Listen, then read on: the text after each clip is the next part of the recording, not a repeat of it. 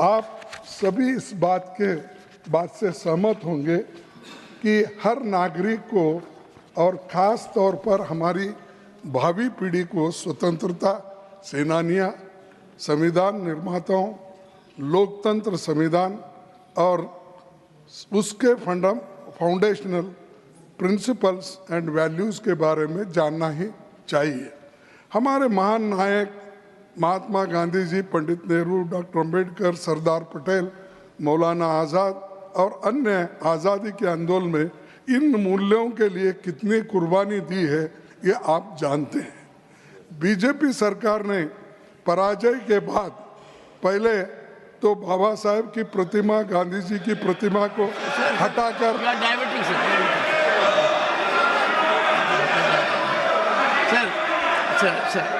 Sir your subject you are debating. नहीं okay मैं छोड़ के आ गया। नहीं आपको क्यों इतना दर्द होता? हम जो कहते हैं हम कहते नहीं, उसको अगर रिप्लाई देना है तो वो देने दो। बीजेपी सरकार ने पराजय के बाद पहले बाबा साहब और महात्मा गांधी जी की प्रतिमा को हटाकर अलग किया, फिर संविधान से छेड़छाड़ हो रही है। पर मैं चेतावनी देता हूं कि ऐसे बदलाव देश के लोगों को स्वीकार नहीं होगा। आरएसएस और बीजेपी अपनी सांप्रदायिक विचारधारा को देश के लोगों पर थोपने के लिए पाठ्यक्रम के साथ छेड़छाड़ कर रही है और एनसीईआरटी ने ये जो कदम उठाया है ये ठीक नहीं है। हाल के दिनों में पाठ्यक्रम में Nothing else will go on record now. Nothing else will go on record now. And I will look into what has to be deleted. Last 4 minutes to be deleted.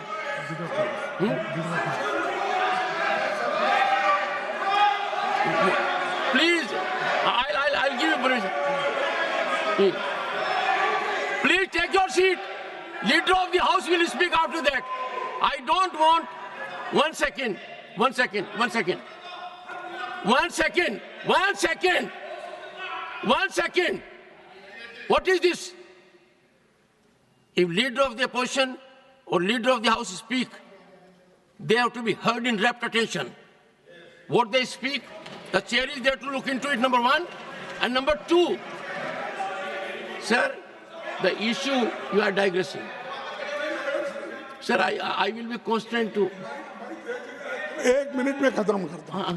Sir, मैं इस विषय में सरकार से मांग करता हूं कि पाठ्यक्रमों में हुए बदलावों को लेकर एक विस्तृत तथ्य सदन के सामने रखे। इस मुद्दे पर सरकार स्पष्टीकरण दे और संविधान के बारे में अपना कदम वापस ले। जो एनआरसी अपने सिलेबस में बदलाव किए हैं ये अच्छा नहीं है। Thank you. इसीलिए वो और मैं आपने मुझे कई में है कहाँ है ये आपने पूछा सर, ये है X falls on preamble in school text book. Sir सुनिए sir you made your point. 0 hour है सर। और सर इसको मोदी साहब ने नमस्कार कर रहे हैं paper need not be shown sir, और उन्होंने ही इसको खत्म करने का don't say it. काम कर रहे हैं। Sir, doesn't behave your status to show paper. Paper is undignified. Don't say it. You made your point. It is, sir. That's why I will see what has to go in the text. They are changing the syllabus. Leader of the House. They are changing the syllabus. Sir, got your point. Sir, you said it. You are only repeating now. No, not repeating. Sir, you said so. Sir, you said so. You have made your point. Thank you. Honorable माननीय सभापति जी and माननीय सभापति जी, before that sir, honorable members, undoubtedly all of us are committed to the Constitution, and any perception to the contrary perhaps will hurt everyone. Honorable Leader of the House. माननीय सभापति जी, आज house बहुत तरीके से चल रहा था और वातावरण भी बड़ा अनुकूल था। विपक्ष के नेता ने एक मुद्दा उठाया जिसके कारण भावनाएं दोनों तरफ से भड़की और इस तरीके से Do you want me? विपक्ष के नेता ने जो विषय उठाया उसमें से एक ध्वनि प्रतिद्वंदित करने की कोशिश की गई कि शायद संविधान के प्रियम्बल और संविधान की मूल धाराओं से कुछ छेड़छाड़ होने की बात है। सबसे पहले तो मैं समझता हूं कि इंडियन नेशनल कांग्रेस एक जिम्मेवार पार्टी है और जो बात वो हाउस में कहती है वो जिम्मेदारपूर्ण तरीके से कहने का प्रयास करती होगी, लेकिन मुझे आज उनके बुद्धिमत्ता पर भी और उनके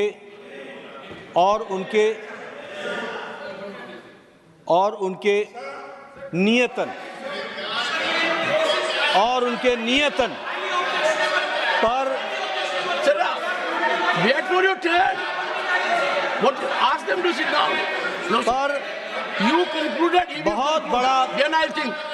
बहुत बड़ा प्रश्न चिन्ह खड़ा हुआ है। विपक्ष के नेता ने कहा कि ऐसा देखने में आया है, ऐसा सुनने में आया है, ऐसा पढ़ने में आया है।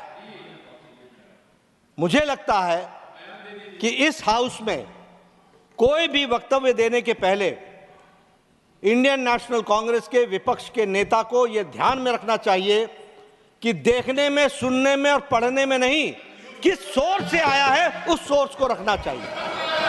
और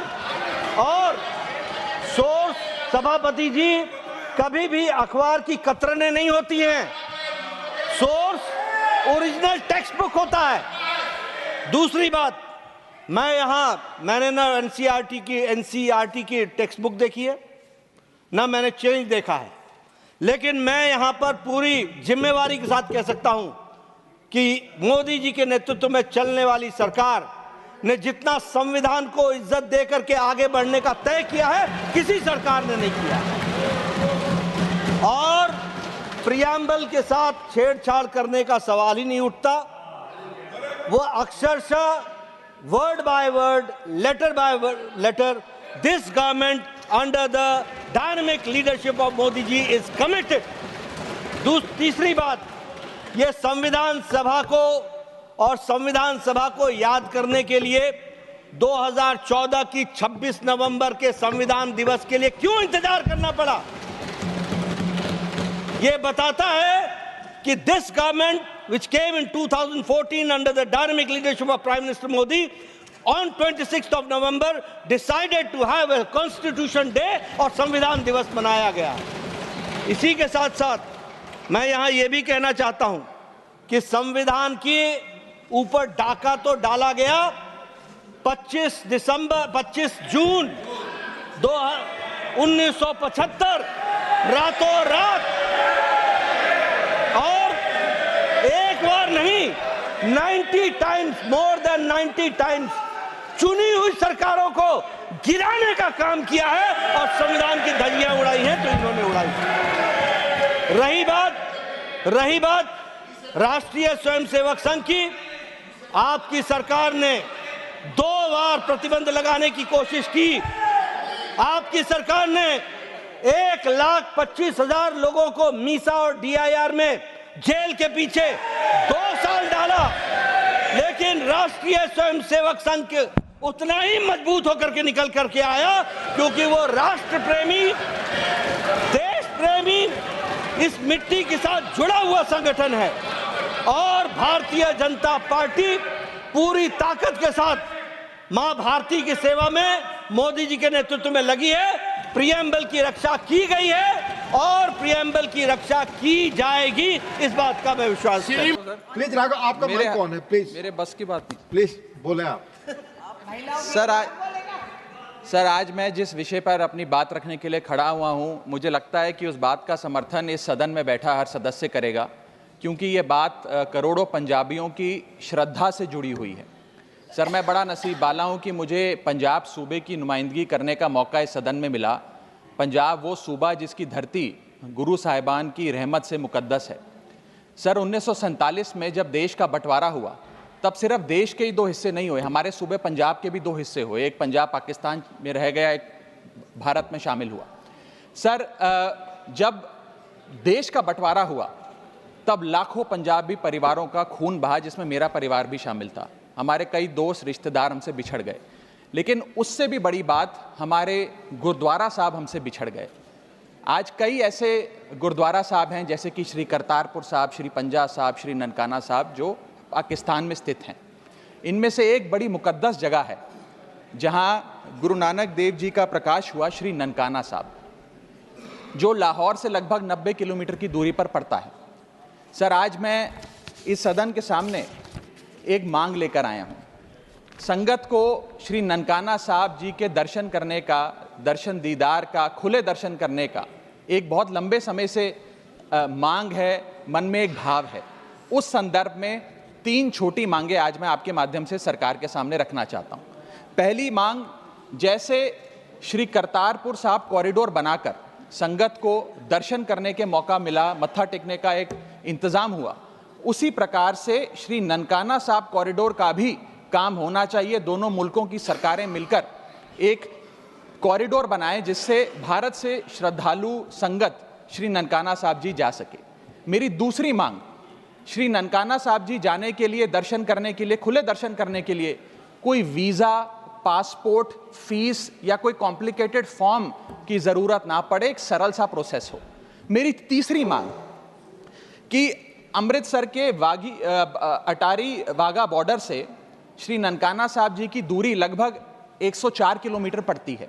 ये दूरी बड़े आराम से 2 सवा 2 घंटे में पूरी की जा सकती है गाड़ी या बस के माध्यम से। मैं चाहूँगा कि इस सड़क को सेफ पैसेज बनाया जाए। दोनों मुल्कों की सरकारें मिलकर उस रास्ते को, जो अमृतसर से होता हुआ, लाहौर से होता हुआ ननकाना साहब जाता है, उसे सेफ पैसेज बनाएं ताकि श्रद्धालु और संगत वहां जाकर खुले दर्शन कर सके। सर, अगर ये मांग पूरी होती है तो पूरी दुनिया में शांति और भाईचारे का एक बहुत बड़ा संदेश जाएगा और इसके साथ साथ करोड़ों संगत की दुआएं दोनों मुल्कों की सरकारों को मिलेंगी।